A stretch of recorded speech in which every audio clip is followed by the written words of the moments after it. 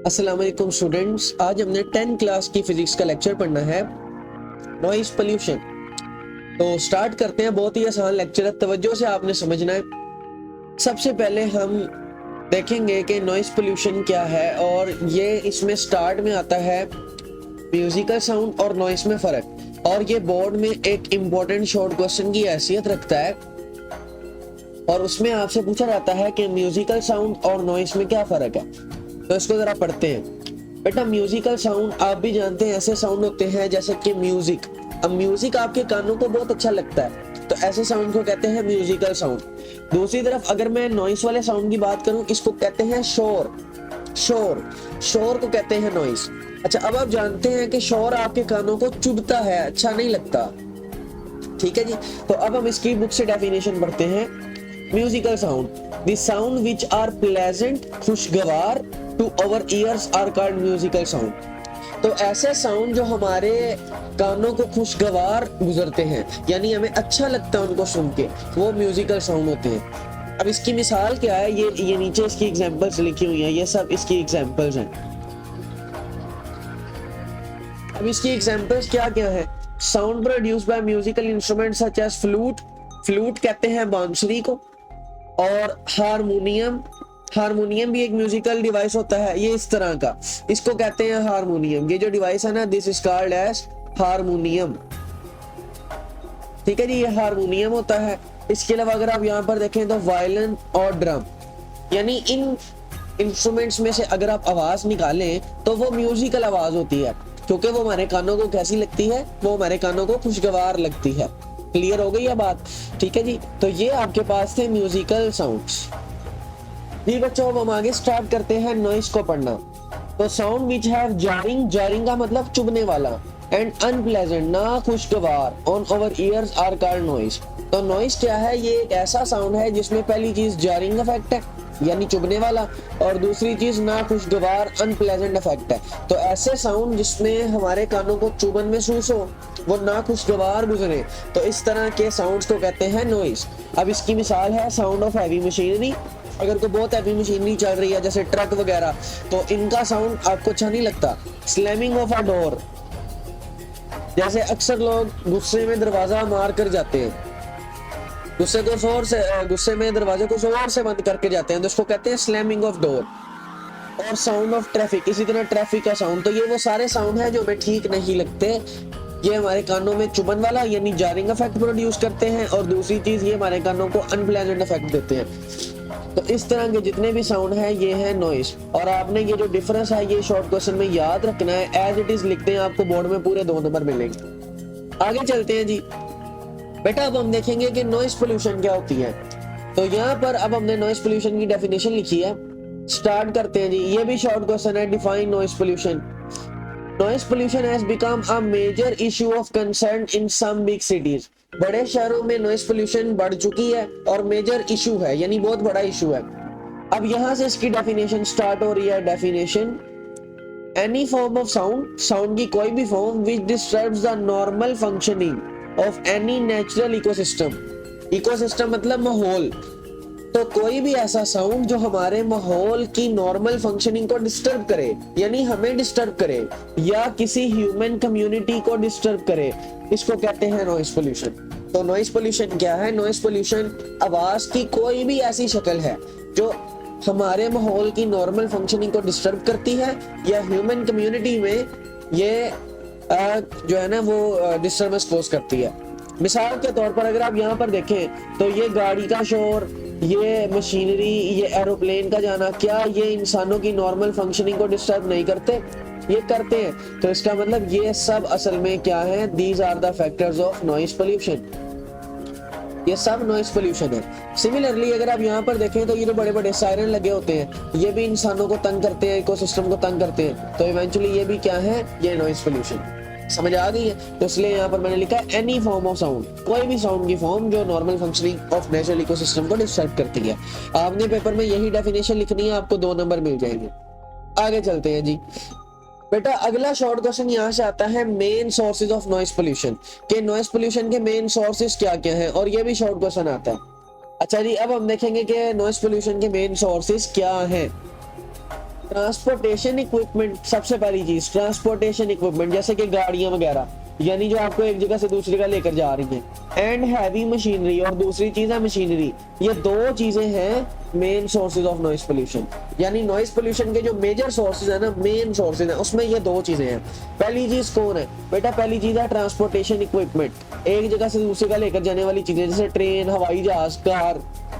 और दूसरी चीज है हैवी मशीनरी, जैसे क्रेन हो गई, जैसे आपके पास सड़क तोड़ने वाली ड्रिल मशीन हो गई, ये हैवी मशीनरीज है। अच्छा, अब इसकी मिसालें कौन कौन है? Noise of machinery in industrial area, आपको पता है कि जहाँ पर सनत होती है, फैक्ट्रियां होती हैं, वहां पर मशीनरी का शोर बहुत ज्यादा होता है, तो ये नॉइस पोल्यूशन है।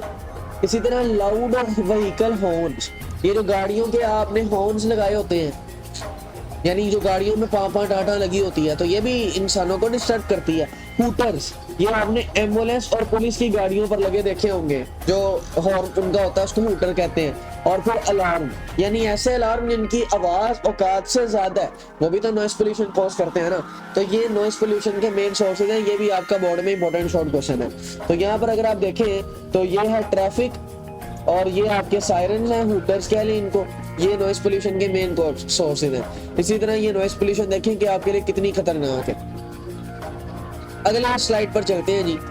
Negative effects of noise on human health, इंसानों की जिंदगी पर, इंसानों की हेल्थ पर नॉइस के यानी शोर के क्या क्या नेगेटिव असरात आ सकते हैं। बड़ी इंपॉर्टेंट बात है, और ये भी पेपर में 2 नंबर के लिए शॉर्ट क्वेश्चन आना है, तवज्जो से समझिएगा बेटा। Noise has negative effects on human health as it causes condition such as, इस तरह के हालात पैदा हो सकते हैं। तो बेटा पहली चीज ये है कि हेयरिंग लॉस पैदा हो सकता है। अगर आप बहुत ज्यादा शोर के हालात में रहते हैं तो बेटा होगा ये कि आप बहरे हो सकते हैं। अब ये बहरा परमानेंट भी हो सकता है या टेम्पररी भी हो सकता है, यानी कुछ वक्त के लिए बहरा या परमानेंट ही बहरा, तो आपकी हालत कुछ इस तरह से हो जाएगी। तो अगर आप इन हालात से बचना चाह रहे हैं तो फिर आपने नॉइस से भी बचना है, शोर से भी बचना है।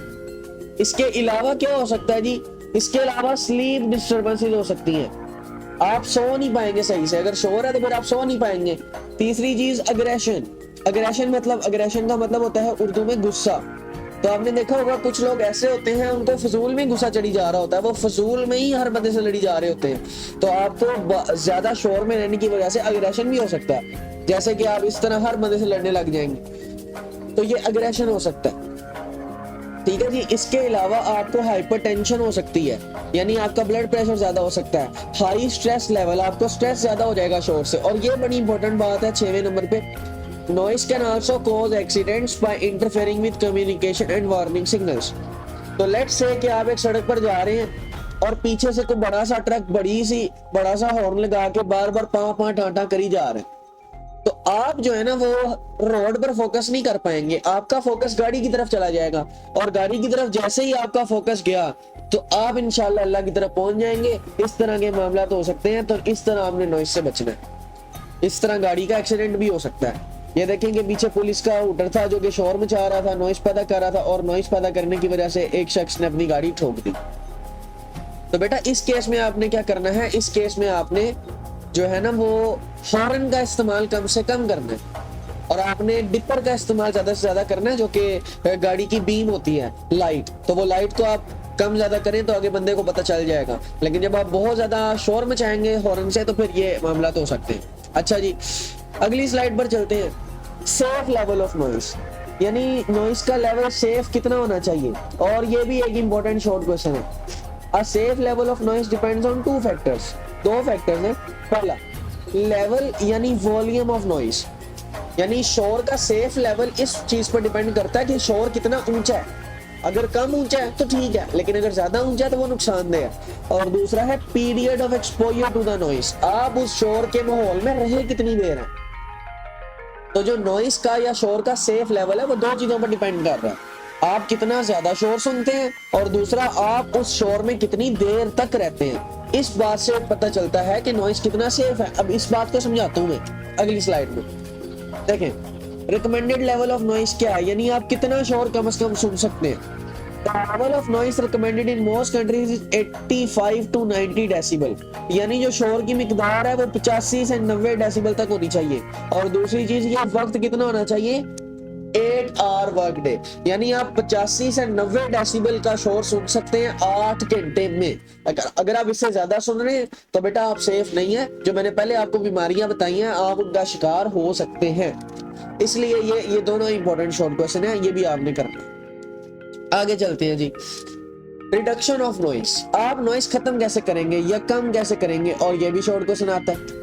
Noise pollution can be reduced to a acceptable level by, पहली चीज, replacing the noisy machinery with environment friendly machinery and equipments.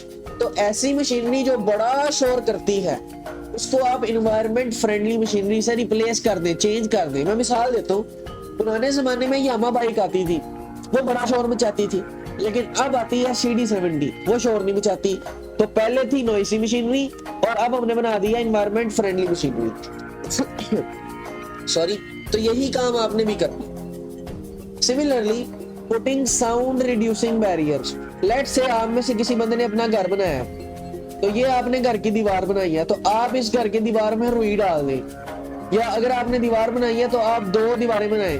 अगर आपने 9 इंच की दीवार बनानी है तो आप 2-4 इंच की दीवारें बना दें इस तरह से, और बीच वाले इलाके में आप रुई या प्लास्टिक डाल दें। अब होगा क्या कि जब बाहर से आवाज आएगी तो जब वो उस रुई में से गुजरेगी तो यहाँ पर वो एब्जॉर्ब हो जाएगी, जज्ब हो जाएगी, और जब वो जज्ब हो जाएगी तो फिर ये आवाज अंदर नहीं आ सकती, और जब ये आवाज अंदर नहीं आ सकती या बहुत कम अंदर आएगी तो फिर आप महफूज हैं। इसलिए इसको कहते हैं साउंड रिड्यूसिंग बैरियर, यानी ऐसे बैरियर जो आवाज कम कर रहे हैं। तीसरी चीज, यूजिंग हेयरिंग प्रोटेक्शन डिवाइसेस, ऐसे डिवाइसेस पहने जो आपको हेयरिंग को प्रोटेक्शन देते हैं।